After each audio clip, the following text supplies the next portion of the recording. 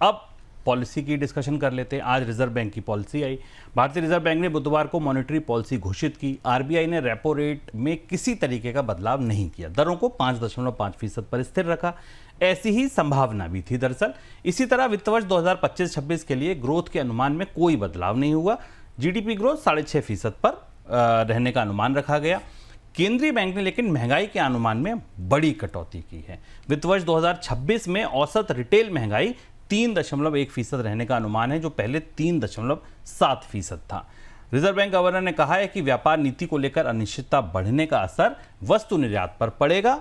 Reserve bank ने policy के लिए स्टांस को न्यूट्रल रखा है, बरकरार रखा है। ये पहले भी था। सर, पहला, पॉलिसी के प्रमुख आंकड़े क्या इशारा कर रहे हैं? बड़े आंकड़े शुभम यही थे कि आर्थिक विकास दर में कोई लक्ष्य में बदलाव नहीं किया गया। हालांकि कई एजेंसियों ने आरबीआई की बैठक से पहले टैरिफ के असर को लेकर भारत के आर्थिक विकास दर के आकलन में 10 से 20 बेसिस पॉइंट की कमी की थी, पर आरबीआई से 6.5% के लक्ष्य पर पूरी तरह कायम है। और क्वार्टरली भी जो ट्रेजेक्ट्री पहले से बनी थी, उसी क्वार्टरली ट्रेजेक्ट्री में ग्रोथ के प्रोजेक्शंस किए गए, जो आपको चार्ट में सामने दिखाई दे रहे हैं।